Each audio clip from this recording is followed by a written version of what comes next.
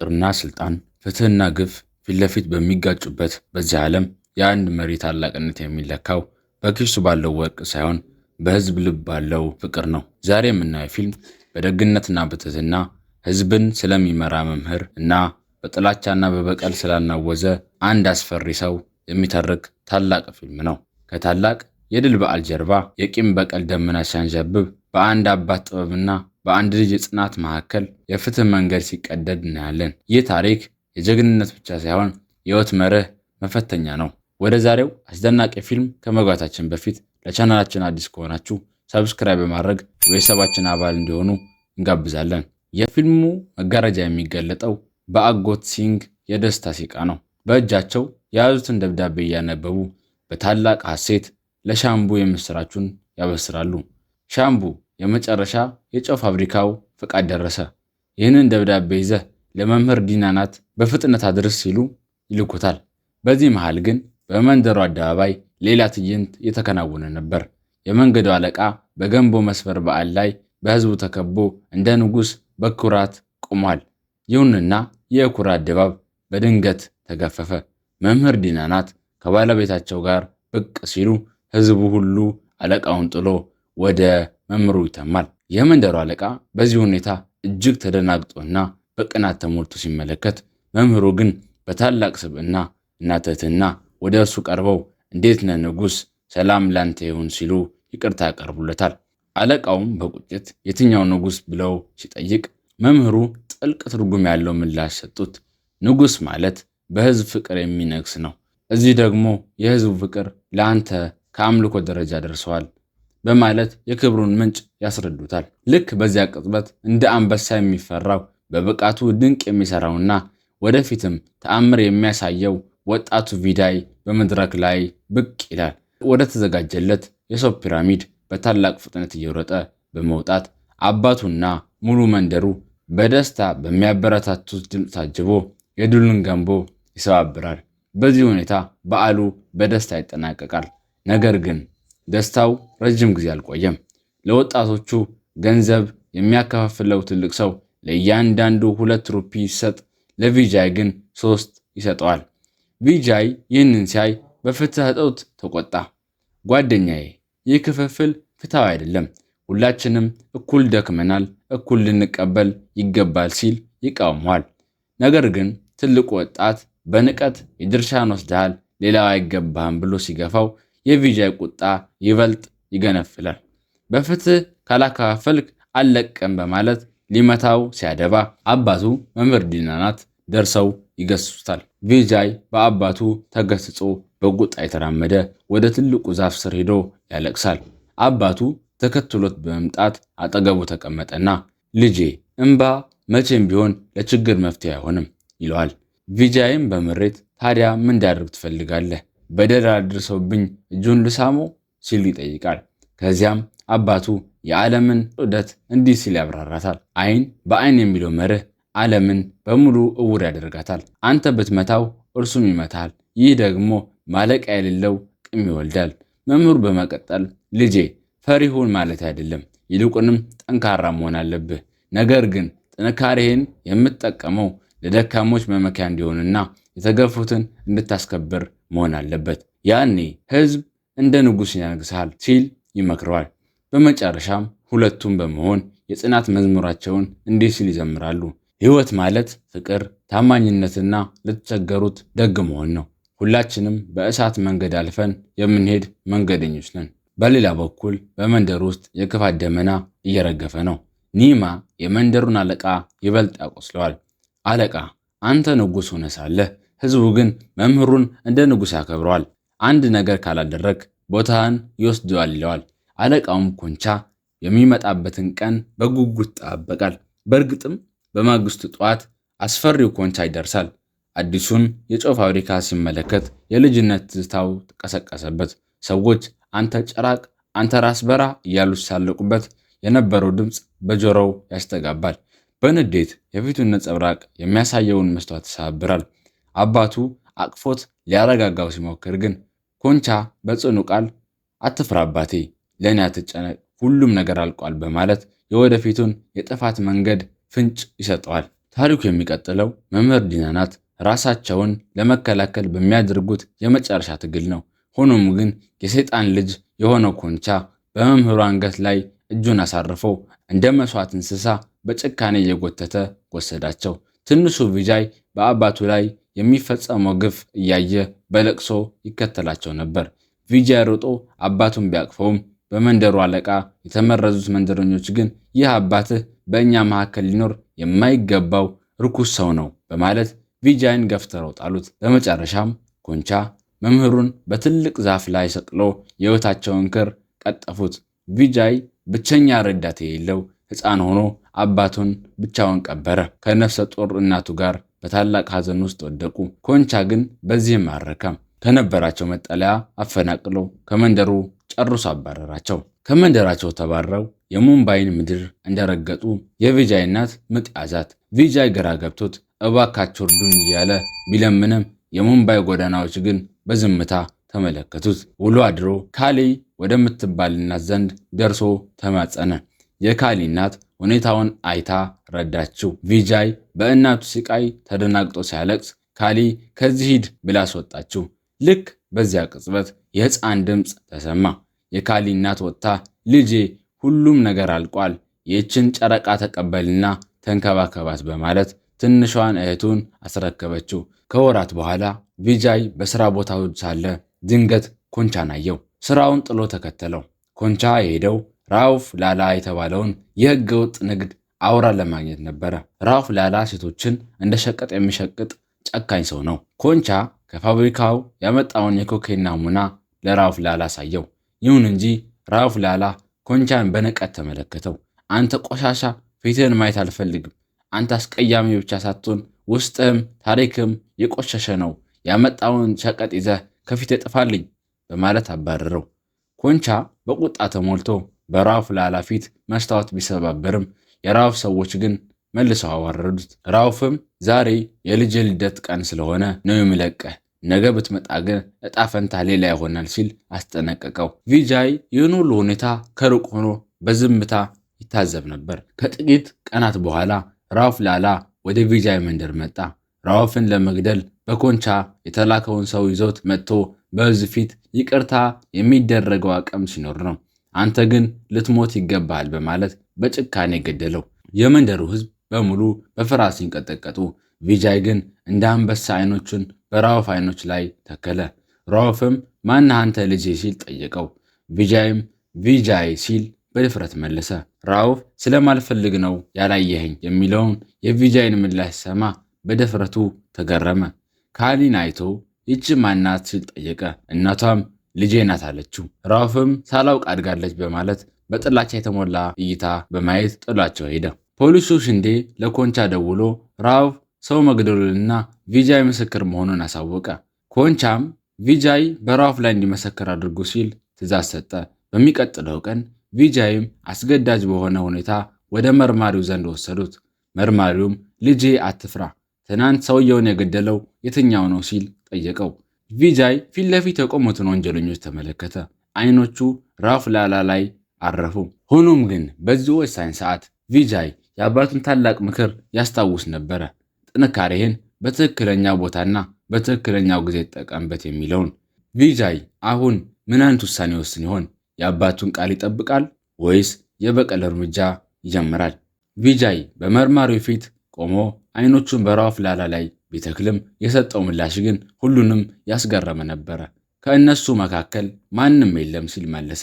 መርማሪው ደንግጦ ልጄ አትፍራ፣ ፖሊስ ጠብቀሃል፣ ትናንት ሰውየውን የገደለው ራውፍ ላላ መሆኑን ንገረን ቢለውም ቪጃይ ግን በጽኑ ቃል አልነበረም ሲል ደገመው። ራውፍ ላላም ልጁ እኔ እንዳልሆንኩ እየነገረ ነው በማለት በድል አድራጊነት ጥላቸው ሄደ። ቪጃይ ወደ ቤቱ ሲመለስ እናቱ በቁጣ በጥፊ አጮለችው። ሆኖም ግን የቪጃይ ምላሽ እናቱን የሚያስደነግጥ ነበረ። እናቴ፣ እኔ አባቴን ደም መመለስ እፈልጋለሁ። እዚህ ያለ ሰው ሁሉ ራውፍን ይፈራዋል። እኔ ከእርሱ ጋር ሰርቼ ጠንካራ መሆን ከቻልኩኝ ሁሉም እኔን መፍራት ይጀምራሉ ሲል የኃይልን አስፈላጊነት ገለጸ። እናቱ ግን ይህን አስተሳሰብ አልተቀበለችውም። ይህንን ክፉ ሐሳብ ከጭንቅላትህ እስክታወጣ ድረስ እህትን ይዤ ከዚህ ሄዳለሁ አለችው። ልክ በዚያ ቅጽበት ካሊ በከፍተኛ ፍርሃት እየሮጠች መጣች። ቪጃይ ሽንዴ እናትን እየደበደባት ነው፣ አንተን እንድትነግረው እያስገደዳት ነው አለችው። ቪጃይ ሲደርስ ሽንዴ እናቱን የሐውሬ ልጅሽ የት አለ እያለ ያሰቃያት ነበረ። ቪጃይ ግን በታላቅ ቁጣ ሽንዴን ፈነገለው። ሽንዴም የታለ ይሄን ማር ሲፈልግህ ነበረ ብሎ ሲሳለቅበት ቪጃይ የሽንዴን መሳሪያ ቀምቶ ፊት ለፊቱ ላይ አነጣጠረበት። እናቱ ልጄ አትግደለው ብላ ብትማጸንም ቪጃይ ግን የሽንዴን ደረት በጥይት በሳው። ከዚያም የደም መሳሪያን ይዞ በቀጥታ ወደ ራውፍ ላላ አመራ። ጊዜያት እንደ ደመና ነጎዱ፣ ወራትም እንደ ዓመታት ተቀየሩ። ፖሊስ ራውፍ ላላን በእጽና በሴቶች ዝውውር ቢጠረጥረውም ምንም አይነት ማስረጃ ሊያገኝበት አልቻለም። መርማሪው ለበላይ ኃላፊዎቹ እንዲህ ሲል አስረዳ። ራውፍ ላላ ህዝቡን በገንዘብና በመጠጥ ደልሏል። በህዝቡ መካከል የሚያከፋፍለው ስጋ ውስጥ ሄሮይን ይደብቃል። የሚያሳዝነው ግን ህዝቡ ለእርሱ ሲሉ ህይወታቸውን ለመስጠት ዝግጁ መሆናቸው ነው። ስለ ኮንቻ ሲጠየቅም ኮንቻ ከምንም ተነስቶ የራሱን ግዛት ሰራዊት ገንብቷል። ህልሙ የኮኬን ንግዱን ወደ ሙምባይ ማስገባት ነው። ነገር ግን እኔ በህይወት እያለው ይህ አይሆንም ሲል መለሰ። የቪጃይን ፎቶግራፍ በማሳየት መርማሪው ቀጠለ። ይህ ደግሞ ቪጃይ ነው። ከ15 ዓመት በፊት ፖሊስ ገድሎ በራውፍ ረዳትነት ከእስር ያመለጠው ልጅ አሁን ከራውፍ ልጆች በላይ ለራውፍ ታማኝ ሆኗል። የሚያገኘውን ገንዘብ ለራሱ አያጠፋም። ይልቁንም ለህዝብ አምቡላንስ ይገዛል፣ ድሆችን ይረዳበታል። እሱ የሚፈልገው ገንዘብን ሳይሆን የህዝብ ፍቅር ነው። በዚህም ምክንያት ሁሉም ይወዱታል። መርማሪው ጨምሮም ቪጃይ ትልቅ ነገር እያቀደ እንደሆነ ይሰማኛል፣ ነገር ግን ምን እንደሆነና በማን ላይ እንደሆነ ማንም አያውቅም ሲል ተናገረ። በዚህ መሃል ያ አስፈሪው ቪጃይ እንደተለመደው በሰዎች ፒራሚድ ላይ ወጥቶ የድሉን ገንቦ ሰበረ። ከዚያም ካሊ ወደ ከፈተችው አዲስ የውበት ሳሎን አመራ። ቪጃይ የሳሎኑን ሪቦን ቆረጠ። ካሊም በመጨረሻ ቀን ያገኘችውን 5000 ብር የአንተ ድርሻ ነው፣ ከግማሽ በላይ ወጪውን የሸፈንከው አንተ ነህ ብላ ሰጠችው። አልፈልግም ቢላትም መብትህ ነው ያዘው በማለት አስገደደችው። የራውፍ ልጅ ቤጋ ይህንን ገንዘብ ለሰርግሽ ነው የምታጠራቅሚው ብሎ ሲቀልድባት አዎ ስትል መለሰችለት። ካሊ ቪጃይን ብቻውን ክፍት ቦታ ላይ ተቀምጦ አገኘችው። ምን ሆነሃል? ምን እያሰብክ ነው ስትል ጠየቀችው። እርሱም ምንም ሲል በዝምታ መለሰላት። ካሊ ግን እንዲህ አለችው፣ እንደማታገባ አውቃለሁ። በጭንቅላት ውስጥ ያለውን ዓላማ እስክትፈጽም ድረስ ሰላም እንደማይኖርህ ይገባኛል። እኔ ሴት ልጅ ነኝ፣ ባልና ትዳር እፈልጋለሁ። ነገር ግን ስለኔ አትጨነቅ፣ ከአንተ ጋር ባለኝ ህይወት አሁንም ደስተኛ ነኝ ትለዋለች። ካሊን ካጽናናት በኋላ ቪጃይ ወደ እናቱ ቤት አመራ። ዳሩ ግን ወደ ውስጥ ገብቶ እናቱን የመቅረብ ድፍረት አልነበረውም። ይልቁንም ከርቀት ሆኖ እናቱንና እህቱን ሺካን በትዝታ አይኖች ይቃኛቸዋል። ሺካ ትምህርት ቤት ለመሄድ ተዘጋጅታ ከቤት ስትወጣ ቪጃይ እንደተለመደው በየዓመቱ የሚያደርገውን በደጃፋቸው አስቀምጠው ሊሰወር ሲል ሺካ የውሃ መጠጫውን ለመውሰድ በድንገት ተመለሰች። እዚያም ቪጃይን አገኘችው። አንተነህ ዛሬ ላገኘህ ለረጅም ጊዜ ትጠብቅህ ነበረ። በየዓመቱ እነዚህን ስጦታዎች የሚሰጠኝ ማን እንደሆነ ማወቅ ፈልግ ነበረ ስትል ጠየቀችው። እናቱም በዚህ መካከል ደርሳ ቪጃይን በድንጋጤ ስትመለከተው እርሱ ግን ማንነቱን ደብቆ እኔ አላውቅም፣ እኔ በሱቅ ውስጥ ነው የምሰራው፣ ስጦታዎችን ማድረስ ብቻ ነው ስራዬ በማለት ልቧን ሰብሮት ጥሏት ሄደ። ቪጃይ ሲራመድ ከዓመታት በፊት ከእናቱ ጋር የነበረውን እልህ አስጨራሽ ንግግር ያስታውሳል።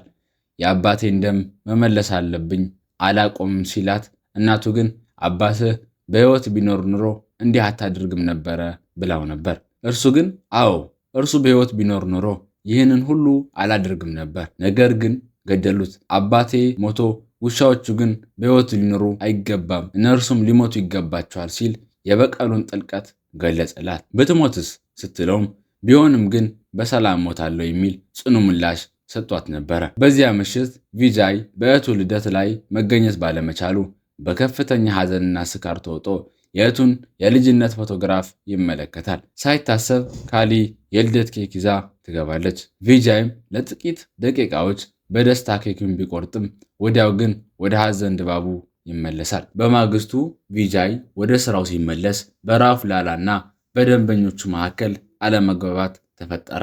ደንበኛው ራውፍ ልጅህ ማዝሃር ዋጋ በመጨመር ስራችንን እያበላሸው ነው ሲል ቅሬታውን አቀረበ። ማዝሃር ግን በትዕቢት ዝም በል፣ ይህን የመሰለ ንጹህ ዕፅ ከኛ ውጪ የትም አታገኝም ሲል ቪጃይ ጣልቃ ገብቶ በክብር ተናገር ማዝሃር ይለዋል። ራውፍ ላላም ልጁን በጥፊ ካጨለው በኋላ በሥራ ሰዓት እጽ አትጠቀም ሲል ይገስጸዋል። በዚህ መሃል ራውፍ ላላ በሙምባይ ውስጥ ከነርሱ በረከሰ ዋጋ ሄሮይን የሚያከፋፍለው ማን እንደሆነ ሲጠራጠር ቪጃይ ኮንቻ ነው ሲል መልስ ይሰጠዋል። ራውፍም መርማሪው ኮንቻን ወደ ሙምባይ አስገባውን ቢልም ቪጃይ ግን እውነቱን ለማሳወቅ የፖሊስ ረዳቱን በመኪና ውስጥ አፍኖ አስፈራራው። በመጨረሻም ረዳቱ የኮንቻ እጽ በሚኒስተር ቦርካር ቤት ውስጥ ነው ያለው ሲል ሚስጥሩን ዘረገፈው። ሚኒስተር ቦርካር በቤቱ ትልቅ ግብዣ አዘጋጅቷል።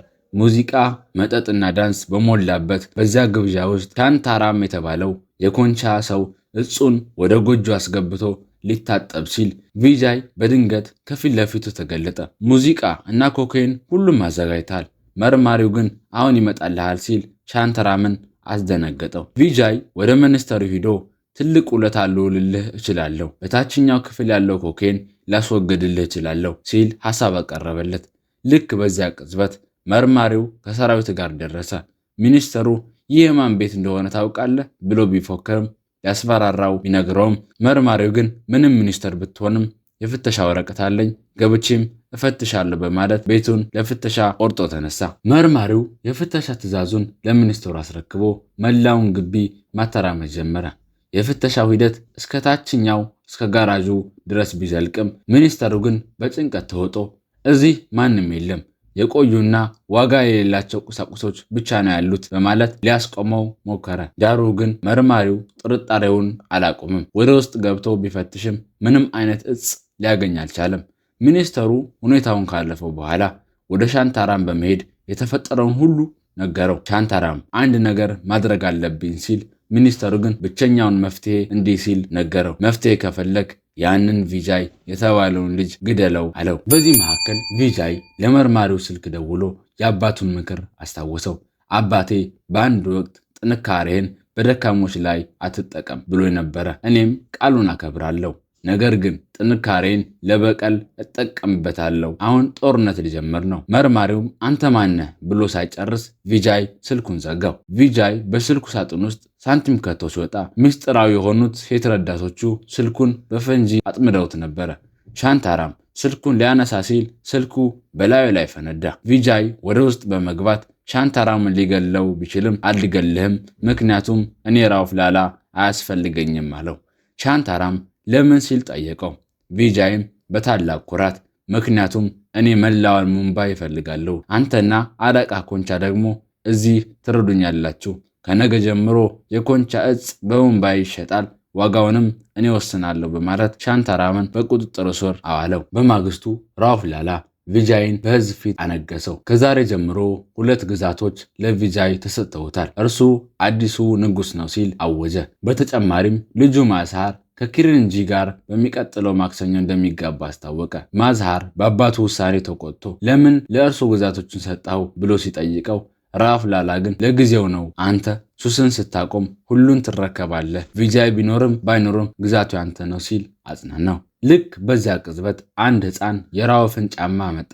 ራውፍ ግን ይህ የኔ ጫማ አይደለም ሲል ቪጃይ የራውፍን ጫማ ተሳስቶ አድርጎት አገኘው። ማዝሃር እንዴት ትሳሳታለህ ብሎ ሊጠይቀው ሲል ቪጃይ ድንገት ማዝሃርን ገፍትሮ ወረወረው። ዓላማው ማዝሃርን ከጥይት ለመታደግ ነበረ። በጥይት የተመታው ቪጃይ ወደ ሆስፒታል ተወሰደ። መርማሪው በሆስፒታል አልጋ ላይ ወዳለው ቪጃይ ቀርቦ ለምን ይህን አደረግ ብሎ ጠየቀው። ቪጃይም ለተበዳይ የምንጠይቀው ጥያቄ ነው ቢለውም መርማሪው ግን በሁኔታው አልተታለለም። ጥይቱ የተተኮሰው ከሩቅ በትንሽ ሽጉጥ ነው። ቁስሉ ቀላል ነው። ራውፍ ላላ ይበልጥ እንዲያምን ያደረከው ተውኔት እንደሆነ ገብቶኛል አለው። የማዝሃር የሰርግ ቀን ደረሰ።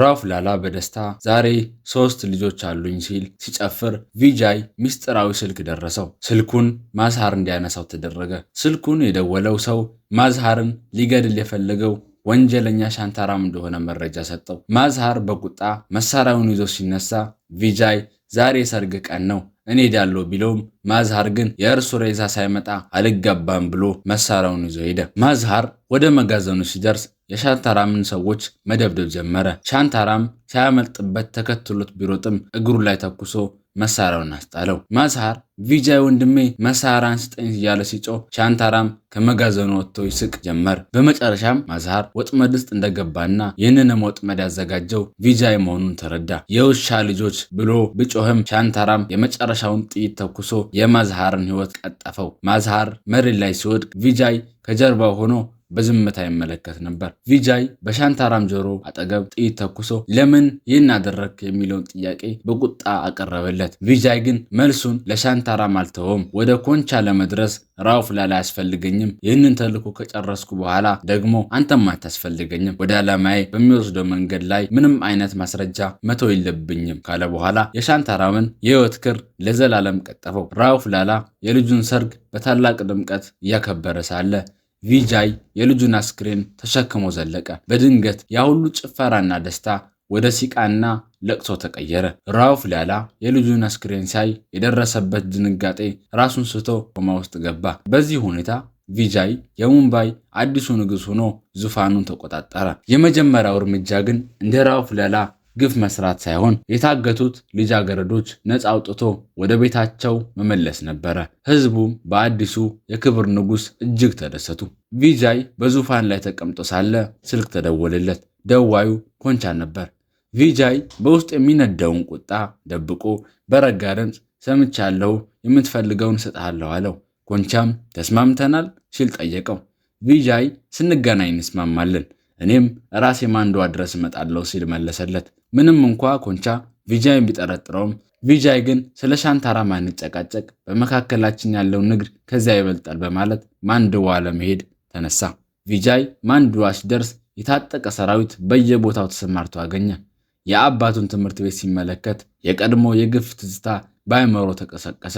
በዚህ መካከል የኮንቻ ረዳት ሱሪያ እዚህ ጋር አንድ ለፍላፊና ፈሪ መምህር ነበር እያለ ሲሳለቅ ቪጃይ በጥላቻ ተመለከተው። ቪጃይ ወደ መንደሩ ዛፍ ሲቃረብ ኮንቻ አንዱን ሰው በጭካኔ ገድሎት ህዝቡ በፍርሃት ሲመለከት አየ። ኮንቻ ቪጃይን በታላቅ ደስታ በሰይጣናዊ ሳቅ ተቀብሎ አቀፈው። ቪጃይ ግን ያቀፈው ወዳጁን ሳይሆን የሚገለውን ጠላቱ እንደሆነ ያውቅ ነበር። ኮንቻ ቪጃይን ለምን ሻንታራምን ገደልከው ብሎ ሲጠይቀው አንተ ጋር ለመድረስ ሲል በድፍረት መለሰለት። አሁን ብገለስ ብሎ ሲለውም አችልም፣ ምክንያቱም አንተን ወደ ሙምባይ የማስገባ ብቸኛው ሰው እኔ ነኝ አለው። ኮንቻ በቁጣ ተሞልቶ ቪጃይን በመጋዘን ውስጥ በጭንቅላቱ ዘቅዝቆ በመስቀል ይደበድበው ጀመረ። ቪጃይ ግን በስቃይ ውስጥ ሆኖ መቀበያ ካለቀ ወደ ስራውን ግባ አለው። ኮንቻም ይህ ባህሪ ደስ ይለኛል፣ ራውፍ ስለሌለ ሙምባይ የኔ ናት፣ ነገር ግን አንድ ቅፋት አለብኝ፣ መርማሪውን ግደልልኝና ማንድዋን እሰጥሃለሁ ሲል ልዋጭ ሰጠው። ቪጃይ ይህን ሲሰማ ራሱን ስቶ ወደቀ። በሌላ በኩል ራውፍ ላላ ከኮማ ነቅቶ ከሆስፒታል ወጣ። ማንድዋ መሄዱን ሲሰማ የልጁን ሞት ሚስጥር ሲረዳ የበቀል እሳቱ በጥፍ ነደደ። ኮንቻ ለቪጃይ እህትህ በራውፍ እጅ ወድቃ ገበያ ላይ ልትሸጥ ነው የሚል መርዶ ነገረው። በእርግጥም ራውፍ ላላ የቪጃይን እህት ሺካን እየጎተተ ወደ ገበያ ወጣት። ሺካ በለቅሶና በልመና እባክህ ልቀቀኝ ብትለውም ይህ አውሬ ግን ይህችን ድንቅ ዕቃ የሚገዛኝ ማን ነው እያለ ይጮህ ነበረ። ዳሩ ግን ይህ እንዲሆን ቪጃይ አይፈቅድም። የአስፈሪውና ኃያሉ አንበሳ ቪጃይ እንደ መብረቅ በቦታ ላይ ተከሰተ። ረዳቶቹ መንገዱን እየከፈቱለት ቪጃይ ወደ ራውፍ ላላ በታላቅ ቁጣ እየሮጠ መጣ። የራውፍ ሰራዊት ሊያስቆሙት ቢሞክሩም የቪጃይ ቁጣ ግን ሁሉንም ጠራርጎ የሚያጠፋ ማዕበል ሆኖባቸው ነበረ። በገበያው መሃል ራውፍ ላላ የቪጃይን እህት ሺካን ለሽያጭ አቅርቧታል። አንድ ርኩስ ሰው ቀርቦ 1 ሚሊዮን ተኩል እከፍላታለሁ በማለት እጇን ሊይዛት ሲል ቪጃይ እንደ መብረቅ ተከስቶ ጥይቱን ግንባሩ ላይ አሳረፈበት። የራውፍም ሰዎች ሁሉ ረፍርፎ ሲያበቃ በፍርሃት የምትንቀጠቅጠውን ሺካን ተመለከታት። ሺካ ማንነቱን ሳታውቅ እባክህ እጅህን ልሳለም ማረኝ እያለች ስትማጸነው በቁጣና በሐዘን ተሞልቶ ይህችን እጅማ በፍጹም ሲል ጮኸ። ራውፍ ላላ ግን አሁንም በትዕቢት ይህችን ዕቃ ሳልሸጥ ከዚህ አልወጣም ብሎ ወደ ሺካ ሲጠጋ ቪጃይ ገፍትሮ ጣለውና እህቱን በክንዶቹ መካከል አቀፋት። ራውፍ ላላ ቪጃይን ሲመታው ዝም አላለም። ያ የድንቡልቡሉና የርኩስ ራውፍ ላላ አጥንቶች በቪጃይ እጅ ሲሰባበሩ ተሰሙ። ቪጃይ ሊተወውና ሊሄድ ሲል ራውፍ ላላ በእህቱ ላይ የብልግና ቃል በመናገሩ ቪጃይ በቁጣ ቃል ተመልሶ አንገቱን በመያዝ ውሃ ውስጥ ዘፈቀው።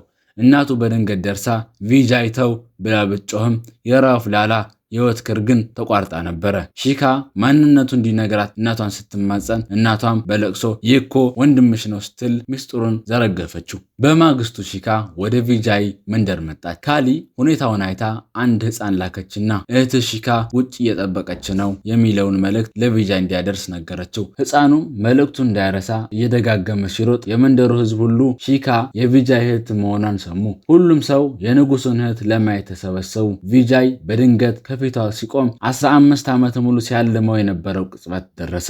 ሺካም ወደ ወንድሟ እቅፍ ውስጥ ገብታ ራሷን ወረወረች። ቪጃይም መላውን ዓለም በእጁ እንደያዘ ያህል አጥብቆ አቀፋት።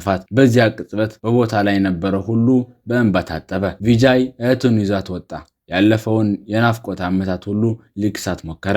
ምሽት ላይ ቪጃይ እህቱን ወደ ቤቷ መለሳት። እናቱ እራት በላ ስትል ጠየቀች። ሺካም በልቷል አለች። እናቱ ግን ምንም እንዳልበላ ቃለው ንገሪው ይግባ አለቻት። ቪጃይ ገብቶ በማዕዱ ዙሪያ ተቀመጠ። ውሃ ሊጠጣ ሲል ሺካ ለምን ሳይበላ ይጠጣል ብላ ጠየቀች። ቪጃይም ይህ ምግብ በረከት ነው ሲል መለሰ። እናቱም ከተወለድክበት ቤት የተማርከው ነገር እስካሁን ማስታወስህ መልካም ነው ስትል በምሬትና በብዙ ቁጭት ተናገረች። ሺካ ድባቡን ለመቀየር ስለ አባታቸው ስትጠይቅ እናቱ ግን በዝምታ እንድትበላ ትቆጣት ጀመር። ቪጃይ ግን የአባቱን ክብር እንዲህ ሲል ገለጸላት። አባትሽ እጅግ ደግ ሰው ነበር። ለተበደሉት መመኪያ፣ ለፈሪዎች ብርታት፣ ለታመሙት ፈውስ፣ ለተጠሙት ውሃና ለተራቡት ምግብ ነበር ብሎ ነገራት። እናቱም እዚህ የመጣው ለመብላት ብቻ ነው ብትሎም ቪጃይ ግን እኔ የምናገረው እንዴት መብላት እንዳለብኝ ስላስተማረኝ ሰው ክቡር አባቴ ነው ሲል መለሰላት። በመቀጠልም አባቴ በግፍ ሞተ፣ ለሁሉም ሲገዛ ኑሮ ግን በቀብሩ ላይ ማንም አልተገኘም ሲል እናቱ በቁጣ በጥፊ ያጮለችው። ቪጃይ ምግቡን ይዞ ከደጃፍ ላይ ስር ተቀመጠ። ካሊ መታ አጽናናችው። እርሱ ግን ሕይወቴ በከንቱ ባከነች፣ 15 ዓመት ሙሉ ከእናቴ እጅ ምግብ ሳልበላ ኖሩ እያለ ምርር ብሎ አለቀሰ። በማግስቱ የኮንቻ ረዳት ሶዳ መጥቶ በበዓሉ ቀን መርማሪውን መግደል አለብህ የሚል ጥብቅ ትዕዛዝ ሰጥቶት ሄደ። ይሁን እንጂ ቪጃይ ወደ መርማሪው ዘንድ በመሄድ ተጠንቀቅ፣ ኮንቻ ሊገልህ ይፈልጋል በማለት አስጠነቀቀው። መርማሪው ግን በኩራት እኔ ማንንም አልፈራም ሲል መለሰለት። ቪጃይ ግን ኮንቻና መርማሪው የሚጋጠሙበትን እርሱም የበቀሉን ፍጻሜ የሚያገኝበት ቀን በጉጉት ይጠብቃል። ቪጃይ መርማሪውን ሳይገለው ትቶት መሄዱን ሶሪያ ለኮንቻ በስልክ አረዳው። ቪጃይ መርማሪውን አልገደለውም። ቤቱ ገብቶ ካነጋገረው በኋላ ትቶት ወጣ። እኔ ልግደለው ሲል ጠየቀው። ኮንቻን በቁጣ ጨርሰው ብሎ ትእዛዝ ሰጠ። ሆኖም ግን በበዓሉ መሃል ሶሪያ መርማሪውን ሊገድል ሲፈልግ መንገድ ላይ ጠበቀው ቪጃይ ነበረ። ቪጃይም የሶሪያን ሕይወት እዛው ከመቅጽበት ቀጠፈው። የሶሪያ መገደል በዜና ሲሰራጭ የቪጃይ እናት በቴሌቪዥን አይታወቀችው። ወዲያውም ወደ ፖሊስ ጣቢያ በመሄድ መርማሪውን ማግኘት እንደምትፈልግ ተናገረች። እኔ የቪጃይ እናት ነኝ፣ ማንድዋ እኖር ነበረ። ይህን ሰውዬ ሶሪያን በደንብ አውቃለሁ ስትል ምስጢሩን ዘረገፈች። ዳሩ ግን የመርማሪው ረዳት የኮንቻው ሰው ነበር። ወዲያውኑ ለኮንቻ ደውሎ ቪጃይ የመምህር ዲና እናት ልጅ ነው ብሎ አረዳው። ኮንቻ ይህንን ሲሰማ በሰይጣናዊ ጩኸት መንደሩን አናወጠው። አባቱ ግን በፍርሃት ተውጦ የበቀል እሳት ይዞ መጥቶ ሊገለን ነው፣ ወየው አለቀለን ሲል ፈራ። ኮንቻ ግን በትዕቢት አባቴ አትፍራ፣ እኔ ነኝ አባቱን የገደልኩት፣ ቪጃይ እዚህ ሳይደርስ ይሞታል ሲል ፎከረ። መርማሪው ወደ ቪጃይ ዘንድ ሄዶ የሶሪያን ፎቶግራፍ ሰጥ። ለ15 ዓመታት ስመረምረ ቆይቻለሁ። አሁን ግን ዓላማህ ገባኝ። አንተ የሙምባይ ንጉሥ መሆን የፈለከው ለስልጣን ሳይሆን ኮንቻን ለመበቀልና ማንድዋን ነፃ ለማውጣት እንደሆነ ተረድቻለሁ አለው። መርማሪው ጨምሮም ሕይወቴን ብታተርፍልኝም ሶሪያን መግደልህ ግን ኮንቻን ያሳብደዋል፣ ዝምም አይልህም ሲል አስጠነቀቀው። ቪጃይም አውቃለሁ ሕይወትን ማትረፍ ወደፊት የምትከፍለኝ ዕዳ ነው ሲል መለሰለት። ካሊ ወደ ቪጃይ መጥታ በሐዘን ተውጣ አቀፈችው። ጊዜው እንደደረሰ አውቃለሁ፣ ትተኸኝ እንደምትሄድም አውቃለሁ። ነገር ግን አትጨነቅ፣ እናትን አንተ እንዳስተማርከኝ እጠብቃቸዋለሁ። እስከ ሕይወቴ ፍጻሜ ድረስ አንተን ብቻ ነው የምወደው ስትል ተሰናበተችው። በዚህ መሃል ቪጃይ ስሜቱን ተቆጣጥሮ ቆይ የሰርግ ሳጥኔን እናውጣና የሁለታችንን ገንዘብ እንደምር ሲል ለካሊ ነገራት። ካሊም በደስታ ተሞላች። በማግስቱም በታላቅ ድምቀት ሰርጋቸው ተፈጸመ። በሰርጉ ጨዋታና ጭፈራ መካከል ድንገት የታጠቁ የኮንቻ ሰዎች ተከሰቱ። በመንገዳቸውም ያገኙትን ሰው ሁሉ እየረፈረፉ ወደ ቪጃይ መጡ። ቪጃይ ያለውን መሳሪያ ይዞ ሊከላከላቸው ቢሞክርም ክስተቱ ግን አሰቃቂና ከባድ ነበረ። ቪጃይ ወደ ኋላ ሲመለከት ካሊ በደም ተለውሳ መሬት ላይ ወድቃ አገኛት። ካሊ አትሙቺ እያለ ቢማጸናትም እርሷ ግን ይቅር በለኝ ብላ በቪጃይ እቅፍ ውስጥ ሕይወቷ አለፈ። ቪጃይ የሚወደውንና ብቸኛ ደጋፊውን በማጣቱ ሰማይና ምድሩን የሚያናውጥ ቃል አወጣ። በሲቃም ተናወጠ አገሩ። በዚያው ምሽት ኮንቻ የቪጃይን ሞት ዜና በጉጉት ጠብቅ ነበረ። ሆኖም ግን ከላካቸው ሰዎች መካከል አንዱ ተመልሶ ቪጃይ ሰዎችን ሁሉ ጨርሶብናል ሲል አረዳው። የኮንቻ አባትም ይበልጥ በፍርሃት የተንቀጠቀጠ ሊገለን አሁኑን ይመጣል ሲል ተርበተበተ።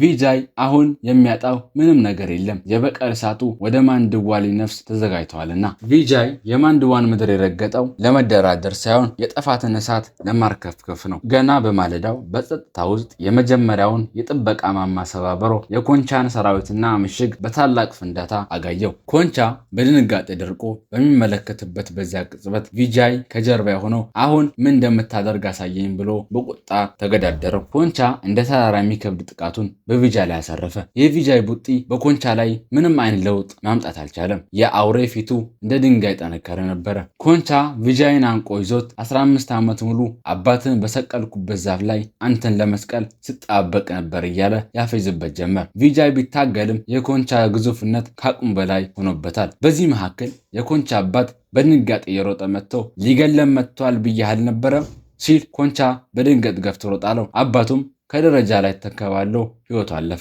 ቪጃይ አጋጣሚውን ጠብቆ በኮንቻ ላይ ጥቃት ቢሰነዝርም የኮንቻ ሰዎች ግን ደርሶ ከበቡት። ኮንቻ ቪጃይን ጀርባው ላይ በቢላ ወግቶ ወደ እናቱና ወደ እህቱ ፊት በጭካኔ ወረወረው። እናቱና እህቱ በሲቃ እየጮሁ እባካችሁ እርዱት ቢሉም የኮንቻን ግፍ የለመዱት የማንድዋ ሰዎች ግን በፍርሃት ተውጠው ዝምታን መረጡ።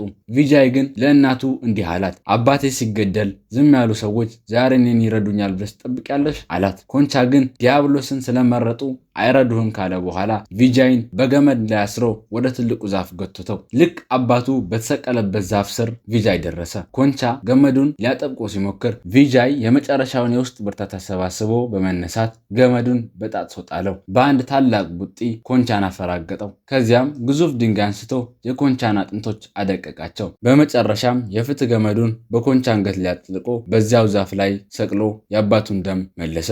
ቪጃይ በታላቅ ድምፅ አባቴ ብሎ ሲጮህ እናቱ በውስጡ አይነድ የነበረው የበቀል እሳት በረደላት። የማንድዋ ሕዝብም በአውሬ ሞት በታላቅ ደስታ ተሞሉ። ቪጃይ በከፍተኛ ቁስል ደግሞ መሬት ላይ ወደቀ። እናቱና እህቱ አቅፈውት ሲያለቅሱ፣ እርሱ ግን እናቴ ተልእኮዬን ፈጽሜያለሁ፣ ሩጫዬንም ጨርሻለሁ አላት። እናቱም በለቅሶ ልጄ መቼም ጠልቼህ አላውቅም፣ የኔ ልጅ በመሆንህም አምላኬን አመሰግናለሁ ስትል ምርር ብላ አለቀሰች። ቪጃይ አይኖቹን ወደ ሰማይ ሲያነሳ አባቱ መምህር ዲናናት በብርሃን ተከበው ና ልጄ ና ወደ እኔ ሲለው አየው።